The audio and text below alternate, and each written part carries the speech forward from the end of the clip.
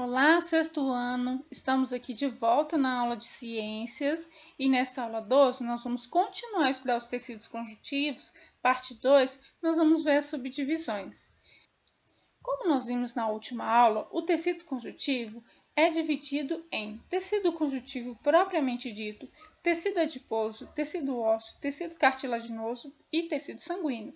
Nós vamos estudar cada um deles, porém na última aula, nesta aula nós não vamos estudar o tecido sanguíneo, que ficará para a próxima quarta-feira. Então, pessoal, a partir de agora vocês vão assistir uma sequência de animação do professor Bill Tyson explicando as características desses tipos de tecido aqui. Eu peço muita atenção e não se esqueça de fazer o resumo desta aula. Já vimos um pouco sobre o tecido conjuntivo, mas ele é classificado em 3 tipos, e neste episódio falaremos sobre um destes tipos, o tecido conjuntivo propriamente dito. Vamos estudá-lo um pouco. O tecido conjuntivo propriamente dito tem uma consistência que parece uma gelatina. Não assim. Assim, olha. A função deste tecido é a de unir as células dos órgãos, por exemplo, e é subdividido em 2 tipos. Tecido conjuntivo frouxo. É bastante delicado, flexível e não muito resistente ao ser esticado, sendo o mais comum dos tecidos conjuntivos. Pode ser encontrado em todo o corpo, envolvendo órgãos. Tem pouca matriz extracelular e muitas células. E temos também o tecido conjuntivo denso. Este já possui uma grande quantidade de matriz extracelular e poucas células. Ao contrário do tecido conjuntivo frouxo, é adaptado para oferecer resistência e proteção aos tecidos, porém é menos flexível. Podem ser encontrados normalmente em estruturas chamadas tendões, que ligam os músculos aos ossos.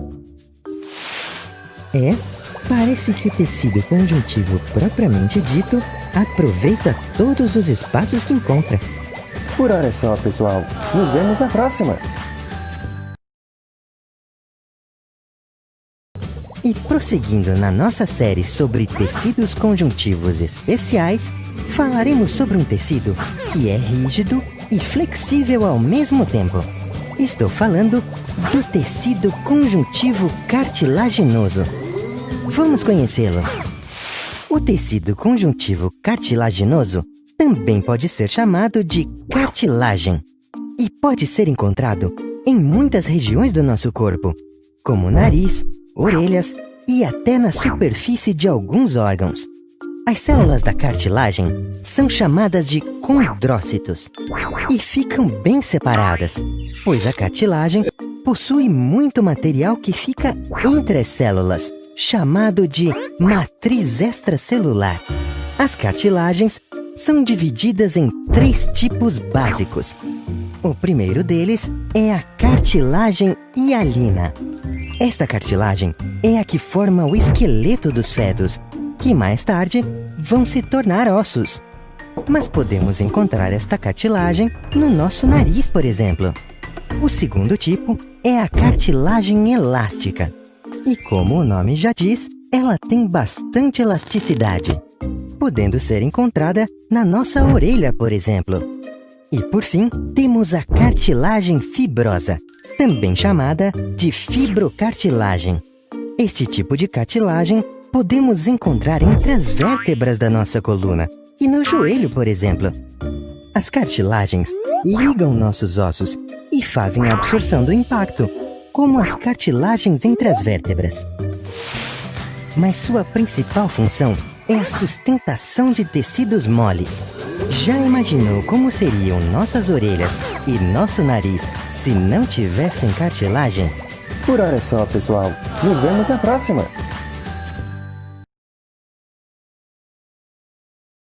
Neste episódio, estudaremos mais sobre os tecidos conjuntivos especiais.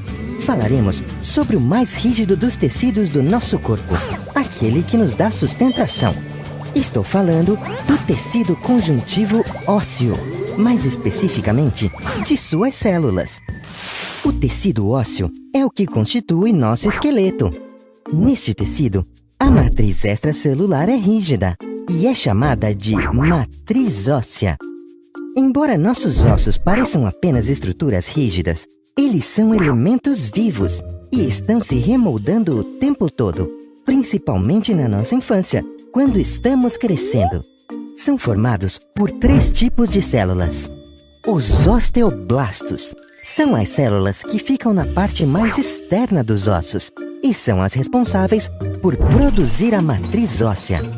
Depois de produzirem a matriz óssea, ela os envolve e eles ficam aprisionados. A partir de então, estas células passam a ser células de preenchimento, chamadas de osteócitos. E existe também um terceiro tipo de célula, chamadas de osteoclastos. Os osteoclastos são células muito grandes e são multinucleares, ou seja, têm muitos núcleos. São células que se movimentam e são importantes para o crescimento dos ossos ou para a cura em casos de fratura, auxiliando os osteoblastos na produção de matriz óssea. Os ossos possuem ainda uma camada mais externa, chamada de periósteo. Nesta camada, existem vasos sanguíneos que penetram nos ossos por pequenos orifícios. E a parte interna dos ossos é chamada de endósteo e é formada pelos osteoblastos e osteoclastos. Por hora é só, pessoal. Nos vemos na próxima. Neste episódio, falaremos mais sobre um tipo de tecido conjuntivo, o tecido conjuntivo adiposo. Vamos conhecê-lo. É formado em sua maior parte por células adiposas que armazenam gorduras, ceras e até vitaminas em seu citoplasma. A função deste tecido é armazenar energia. As células do tecido adiposo são chamadas de adipócitos e possuem reservatórios de gordura em seu citoplasma. Está dividido em 2 tipos. O primeiro é o tecido adiposo unilocular. Quando falamos em gordura do corpo, estamos nos referindo a este tecido. Ele é muito comum de ser encontrado nas camadas mais profundas da pele ou ao redor de órgãos no nosso abdômen, numa cor amarelada. Recebe este nome pois são várias gotas de gordura que se juntam formando uma. No tecido adiposo unilocular, os adipócitos possuem apenas um reservatório de gordura. E como ele ocupa um espaço muito grande do citoplasma da célula, o núcleo e as organelas ficam deslocados para as bordas. Estes adipócitos possuem forma esférica, mas como ficam bem apertadinhos, costumam deformar um pouco. O segundo tipo é o tecido adiposo multilocular, onde seus adipócitos possuem vários reservatórios de gordura. E devido à sua cor, são conhecidos como gordura marrom ou parda. A função deste tipo de célula é manter o corpo aquecido.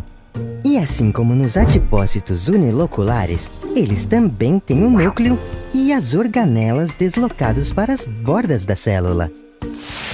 Embora nós humanos tenhamos tecido adiposo multilocular, ele é mais presente em animais que hibernam, ou seja, que dormem por longos períodos, como os ursos, por exemplo.